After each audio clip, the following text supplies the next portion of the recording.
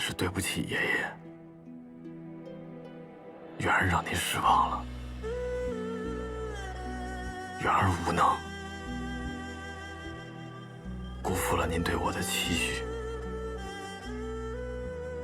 但媛儿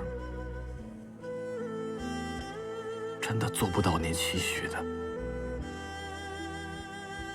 让您失望了。其实每次看到您对我失望，我的心里就像被寒冰刺痛一样。对不起，爷爷。现在崇火宫被查封了，媛儿难辞其咎，愧对祖先。今日只能将您卷席而葬，零落山丘。但日后，媛儿一定将您和父亲归正守旧。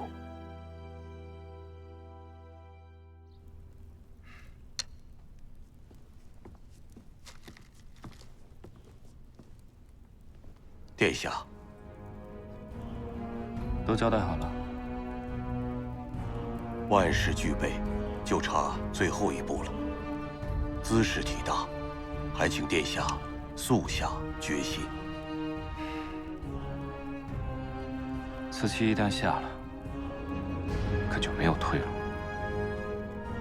殿下请放心，此局劫中有劫，四面楚歌，能解的唯有殿下一人，就看他们想不想走进这个生门了。好，通知禁军，让他们随时做好准备。是。师傅，师傅，崇火宫被查抄了。什么情况？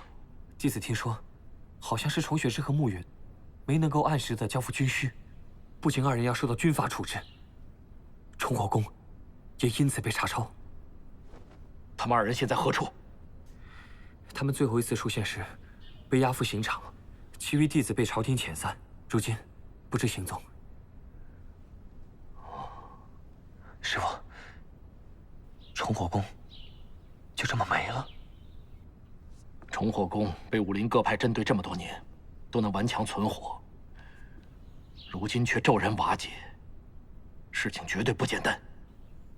那会不会是因为崇雪之练就了连神九式，引起了朝廷的忌惮？真正的原因还未可知。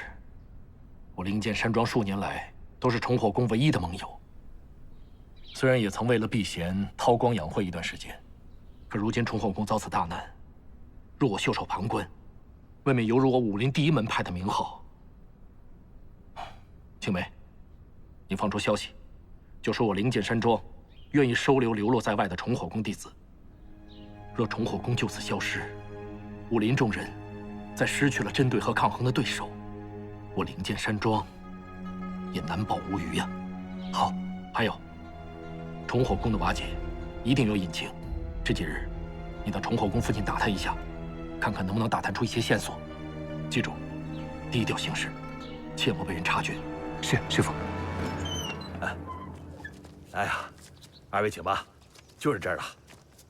你看啊，这个院里呢长满了小树，夏天一定很凉快。还有那个地儿是做饭的，也很宽敞。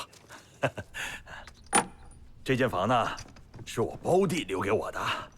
哎呀，好久没人住了，有点凌乱，小是小了点。哎，我觉得你们二位在这儿暂住啊，正合适。这儿觉得如何？比预想中好多了。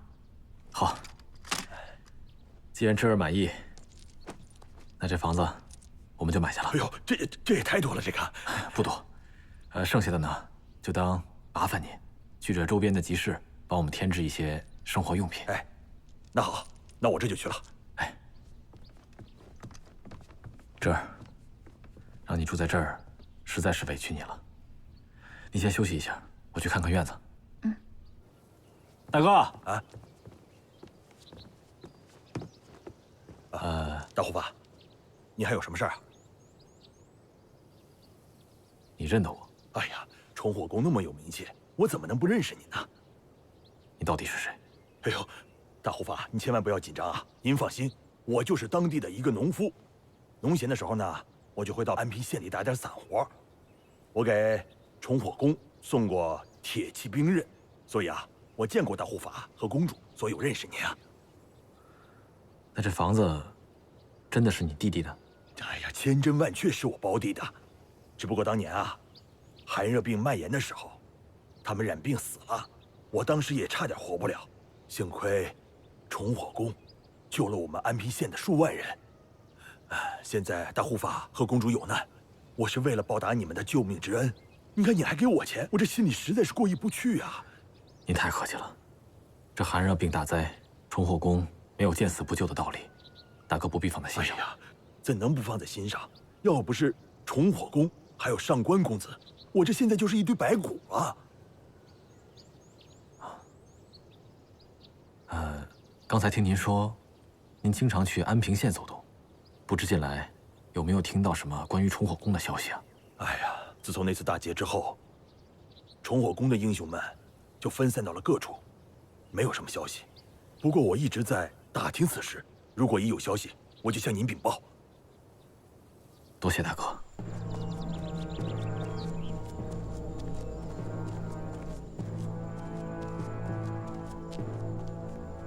鲁王殿下，公子到了。带他过来吧。是。参见鲁王殿下。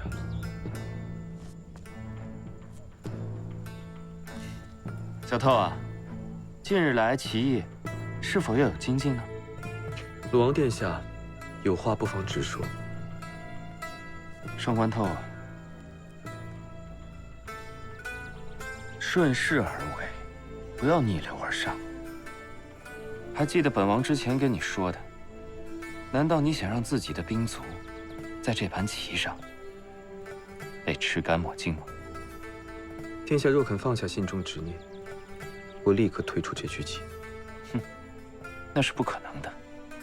本王的目的必须实现。殿下难道就不担心我当着整个武林的面拆穿你的计划？如果崇火宫还在，本王自然会有所顾忌。但是如今，这崇火宫已然不在了，本王还会害怕些什么？本王就明说了吧，当初铲除崇火宫，那就是为了扫除障碍。如今这个世道啊，早就不再需要武林了。殿下何必如此费尽心机？你为何不干脆直接派兵，将整个武林一起诛杀，岂不是更简单？哼，你说对了。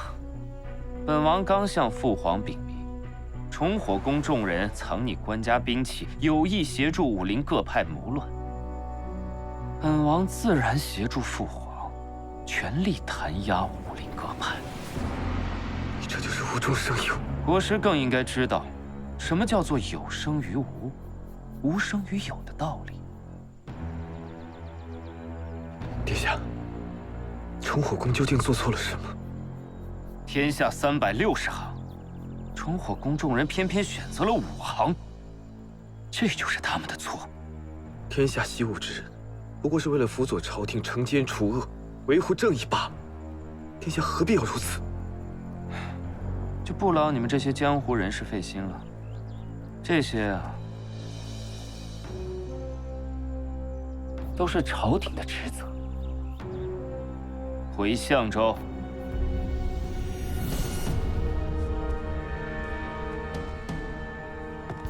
朗朗清风在上，上官头在此起时。不管前路多么凶险，我都会守护之。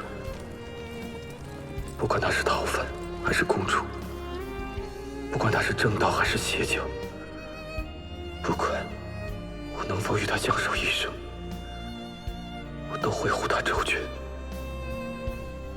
但求天意成全。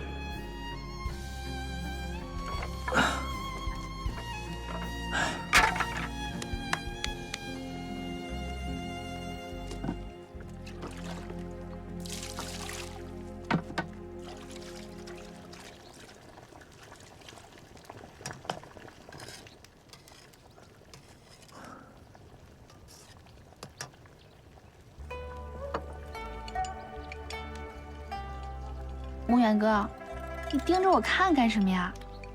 我的样子很丑吗？当然不是了，就是看到你第一次为我下厨做饭，突然觉得很幸福。穆远哥，咱们现在可是过着普通老百姓的生活，你不是也一样吗？劈柴、烧水。那能一样吗？以前你在重火宫日子过得虽然并不骄奢，可也是锦衣玉食，应有尽有。但现如今却要跟我一起在这荒山野岭当中过着粗茶淡饭的日子，真的是委屈你了。没有啊，我觉得现在的生活挺好的呀，至少比起以前安静了许多。现在呢，我不用每天操持宫中的大小事务，不用每天听着锻造房锻造兵器的声音，生活无忧无虑的。你看，才过了几天啊，我把以前的事情都忘得差不多了。唉，不过现在想来，我以前啊，真是幼稚的可笑，竟然说什么豪言壮语，说什么偏偏要会这个江湖。不过现在一切都过去了。穆远哥，你还记得我以前说过的话吗？我说，如果我不是重火宫的公主的话，我宁愿自己是一个普通的女孩子。你看，我现在不就是个普通女孩吗？说着普通的话，做着普通的事儿，怀着平凡的梦。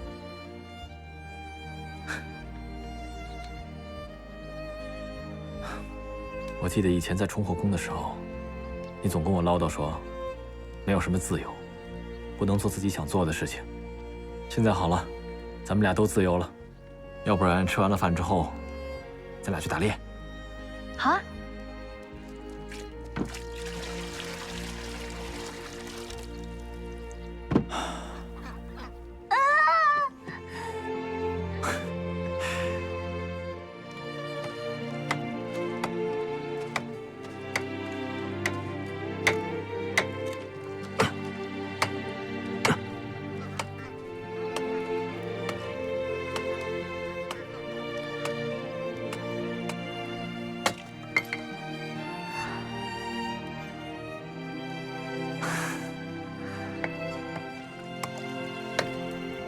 这么说，鲁王已经开始着手打压武林各派了。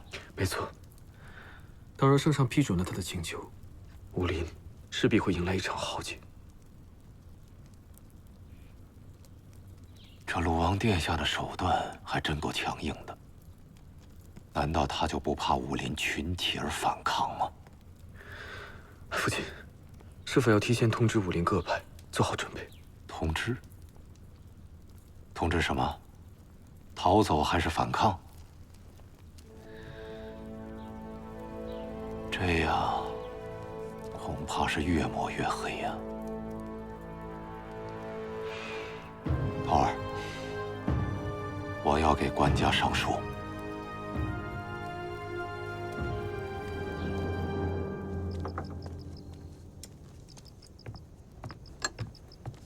来啦！好香啊！今天呢是端午节，咱们俩呀就好好过个节。当然了，条件比较艰苦，只有3盘野菜，1壶老酒，委屈侄儿了。野菜很好啊，清酒野味，正好配着美丽的夜色。也是啊。这段时间啊，我想了很多。我想等过段时间风波稍微平息，我就想办法重新召集弟子，重振重火宫，把义父的心血重新还给你。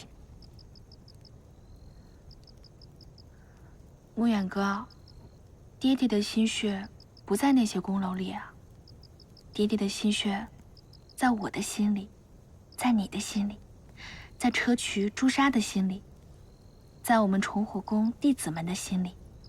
我们重火宫是不会败的。我现在呢，就是希望不要有人再为我受伤了，其他的我什么都不想。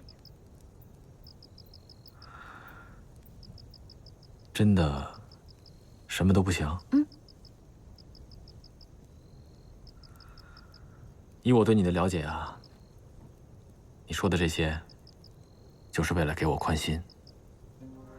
其实你心里根本放不下以前的事情，更放不下崇火宫，对吧？之前呢，我还说给我3年的时间，还你一个当年的崇火宫。现在看来，是我太自不量力了。穆远哥，你为我做的已经够多的了。如今呢，我们在这个深山老林里，就不要再提过去的事了吧。好，那不提了。端午安康。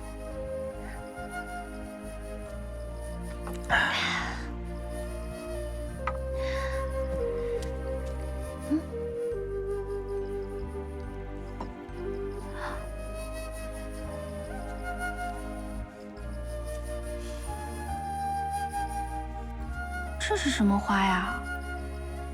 这是蜀葵，每年端午前后开花。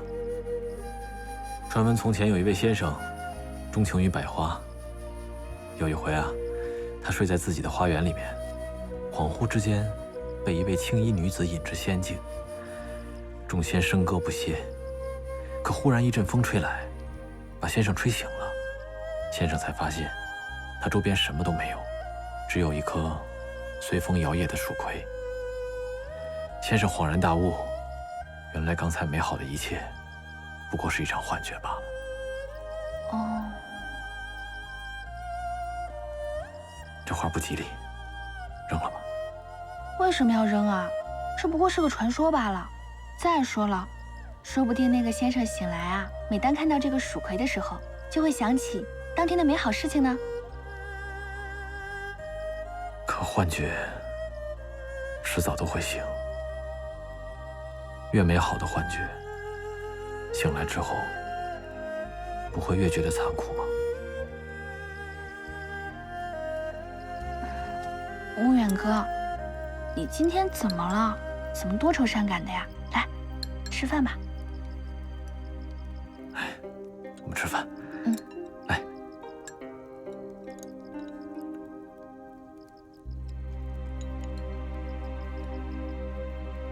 这儿就像那位先生被青衣女子引到仙境，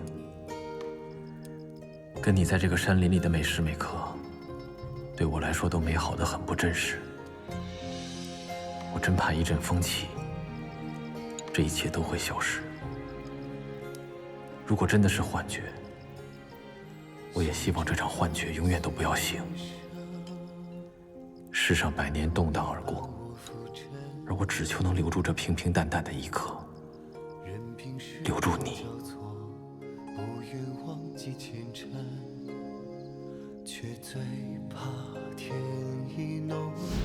侄儿若喜欢，以后我每天为你摘一朵花。透哥哥，如果你的心还如从前，就不要让这朵蜀葵掉落。如果你的心里没有我了，就让它随风飘走吧。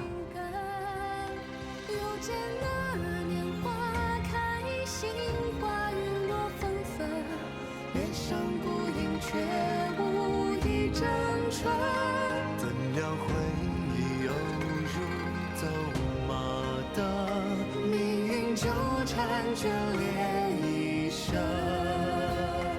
奈何相聚离分，从来不由世人，也曾许下白头共余生。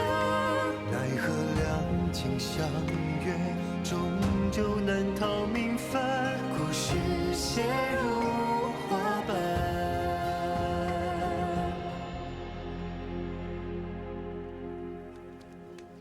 这儿，穆远哥，我在这儿呢。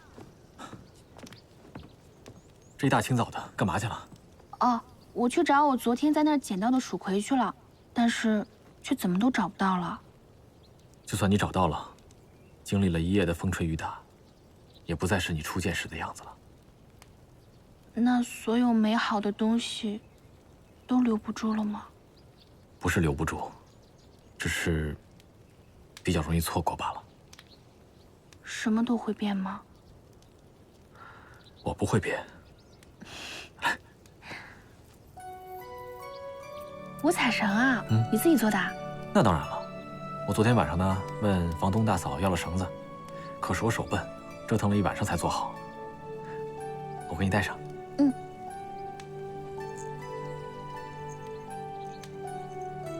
我长大以后，就没有人送我五彩绳了。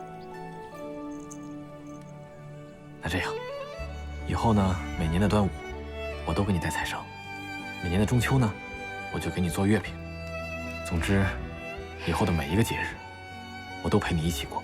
谢谢你，牧远哥。别谢了，你这一个字都说了这么长时间了，耳朵都起茧子了。我不需要你谢我，我希望你能看见我。我去打猎。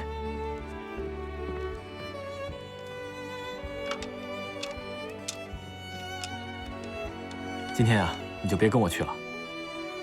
你见什么都下不去手，今天晚上咱们就只能吃野菜了。那你去打猎，我在家里做了好吃的，等你回来。好。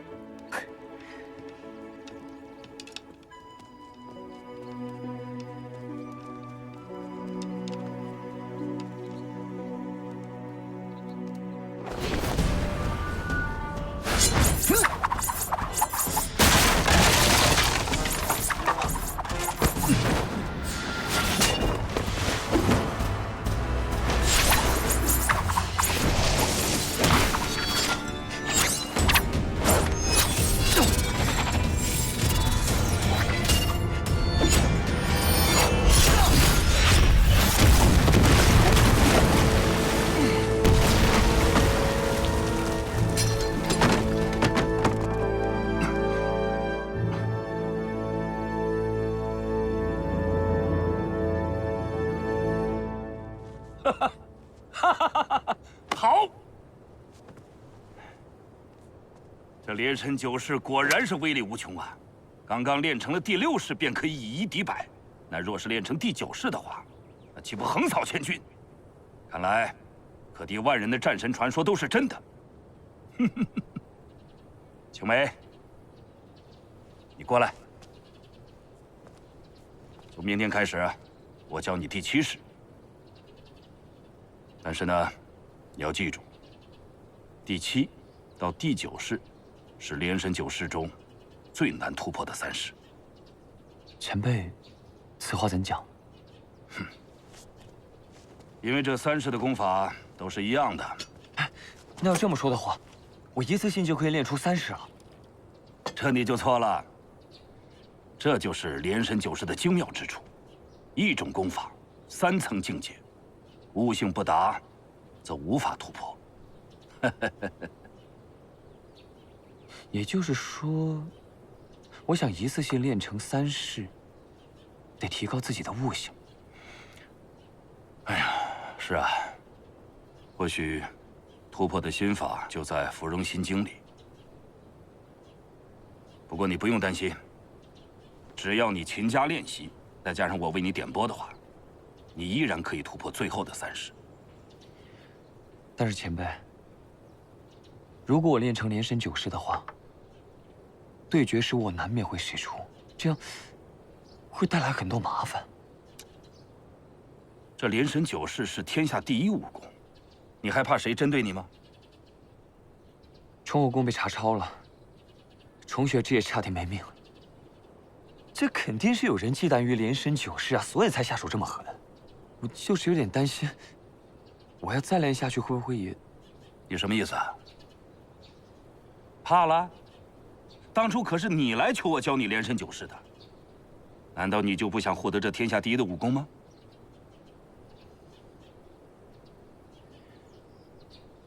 崇雪之也不比我差吧？这崇火宫，不也说没就没了？错。崇火宫的覆灭，跟连神9式的强大没有任何关系，那是因为连神9式不受官家权贵的控制。你想一想，自古以来，多少绝世高手不是受命于权贵的？你再想一想，如果不辅佐权贵的话，他哪有机会崭露头角啊？崇雪之这例子，正好给你提了个醒。提醒我什么？明知故问。前辈的意思，让我投靠关家。那不行。你要让我这么做，我是在背叛师门啊！背叛？夏青梅啊，我早就看穿你了。你说你呢，出身卑微，生怕别人看不起你，所以你拼命练功，夺得了英雄大会的榜首，为的就是得到林纵星的认可。但是呢，你又不甘心于灵剑山庄的虚极七剑，你想获得威力更强大的武功，因为你想当武林第一。您这话什么意思？这人呐，有理想是好事儿。凭你的实力，到了关家的军队里，你最少也得是个将军。但是你在灵剑山庄呢，你只能当一个低三下四的大弟子。哼，甚至林家的大小姐可以对你召之即来，挥之即去，你就甘心于这样吗？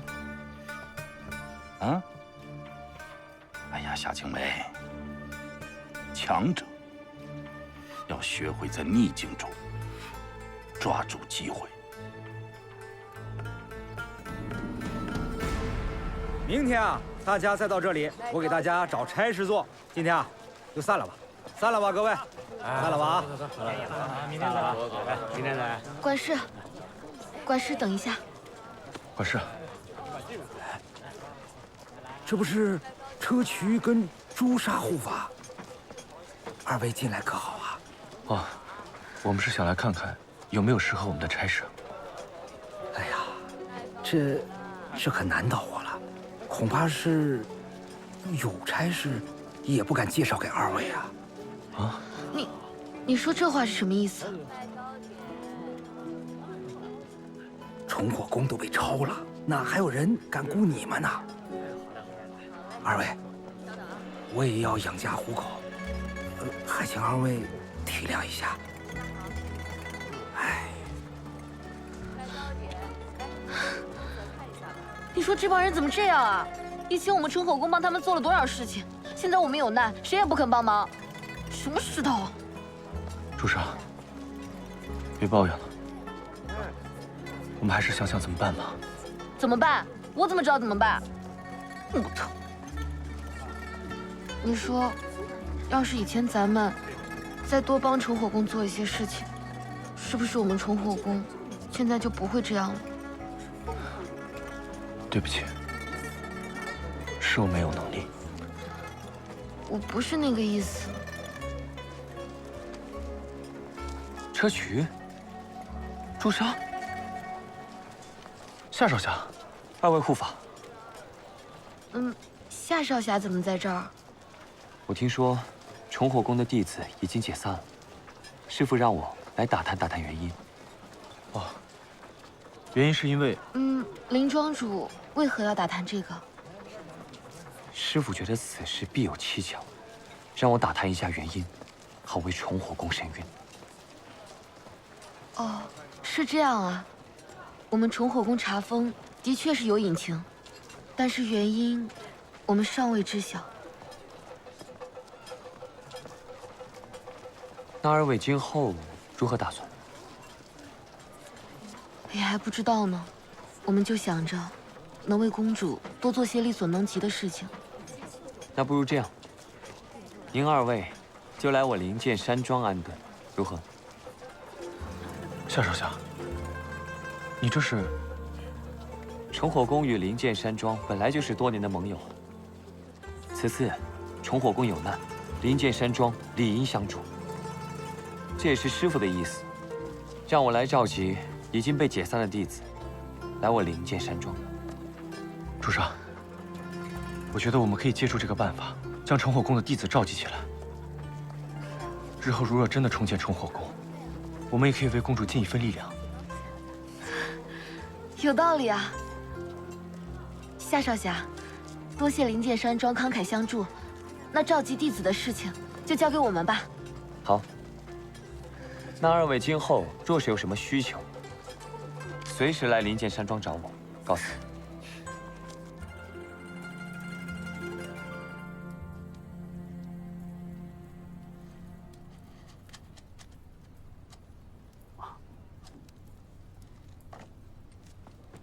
师傅，你等我一下。大夫，我师傅他怎么样？他这个病是情志病。情志病？七情不快，遇酒成病。那这病能治吗？这个病虽然不能彻底治愈，但是吃些补心脾的药，养心安神，再少一些刺激，病情就会缓解。不过你要提醒他，以后再不能动情动心，不然很容易导致旧病复发。大夫，就没什么办法能让我师傅的病彻底好起来吗？目前也只能这样了，我给他开副药。多谢大夫。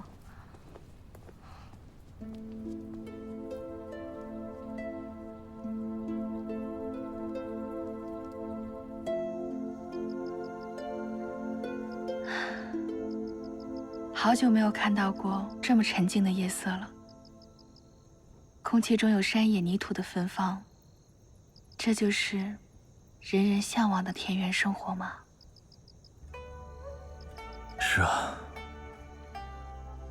没有烦恼，没有忧愁，日出而作，日落而息。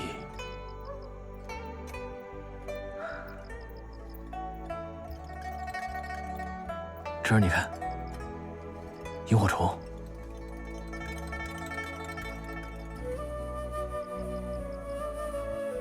春姑娘，你就像一片冰晶，纯洁晶莹。希望你留在云中，永远不要落入尘土。夜色再深幽，也会有这萤火般的光芒，一如生命当中的希望。姑娘，千万不要灰心丧气。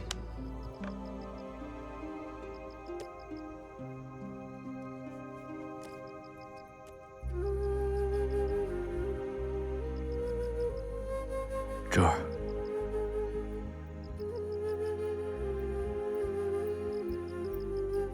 这儿，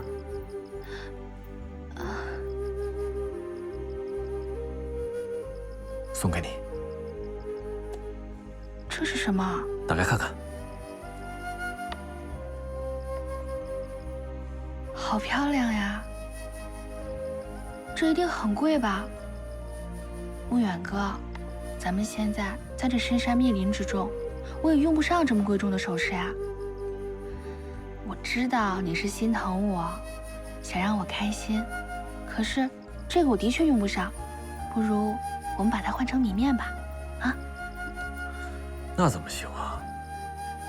之前在重火宫的时候，我虽然也会帮你置办一些珠宝首饰，可那些呢，最多算是锦上添花。但这副耳坠不一样，我把它当做将来要送给你的彩礼。穆远哥，你别说了。芷儿，听我说完。我这辈子最快乐的时光，就是咱们小时候，每天就想着练功，练功。可练功之后呢，就想着陪你玩。后来，我在重火宫的祠堂，当着重火宫的列祖列宗发誓，这辈子无论如何都要护你周全。只可惜我没做到。芷儿愿不愿意陪我一起，亲眼看见重火宫在我们的手上恢复往日的威名？穆远哥，别着急回答我。还是那句话，我给你时间考虑，绝不逼你。等你考虑好了，无论结果如何，告诉我便是。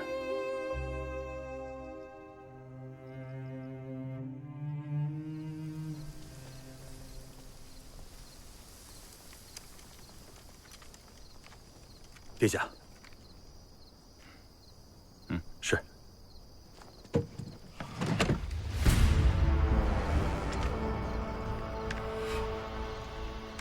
这是重火宫打造的墨刀，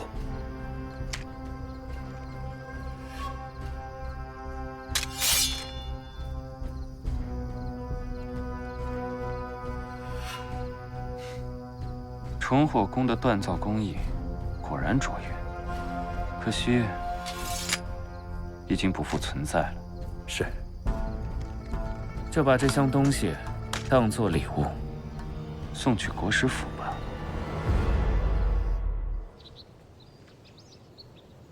圣上驳回了鲁王的奏表。圣上知道，此事若轻易决断，必将伤及无辜。天下武林若落入一人之手，局面必定混乱不堪。人人之所以为士者，必行天下之理，除去天下之害。重火宫的事情，武林中不能再发生了。鲁王此人为人谨慎，就算此举失败，我认为他还是会重新筹谋。爹，您认为他下一步计划是什么？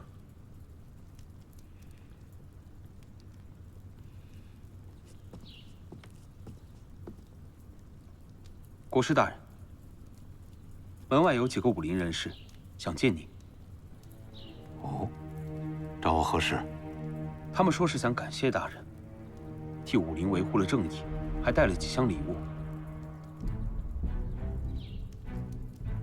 感谢我？大人，在下灵剑山庄弟子，今日与其他门派弟子共同登门拜谢。不敢当。敢问林庄主的奸伤如何了？林庄主的奸伤已经好多了。大人在朝廷发难武林之际挺身相助，力挽狂澜，可谓我们武林各派的大恩人。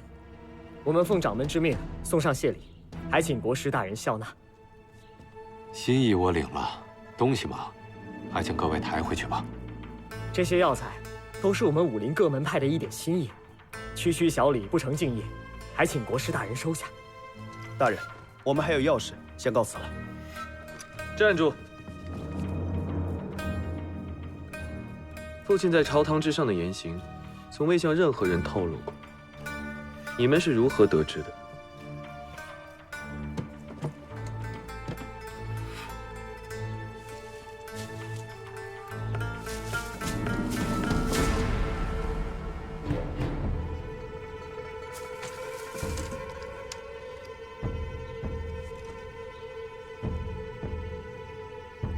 这是什么？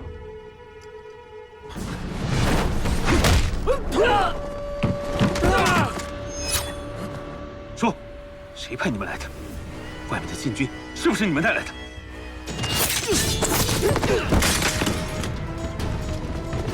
报，大人不好了，禁军带着圣旨来搜查了。禁军？不好了，父亲，我们中计了。鲁王他上奏是假，陷害是真。这些都是鲁王派来的死士，人已死，可这陌刀证物还在。鲁王想强加给我的罪名已经坐实了。鲁王这次来者不善，他是想置我于死地，这不能留。徒儿，你得马上离开。可是父亲，去拖住禁军。是。父亲，我不能走。禁军马上就要进来了，我得留下来替您证明清白。这是鲁王的圈套，你要是留下来，那就正中他的下怀了。父亲，我们一起走。不行，我是国师，我如果这个时候离开这儿，那就是叛逃。我们上官家背上这个罪名，那就永远没办法洗清了。徒儿，你得离开这儿，去阻止鲁王。可是父亲，无命！立刻带公子离开这儿。父亲，公子，想您一个人走啊！父亲，走！父亲，您自己小心。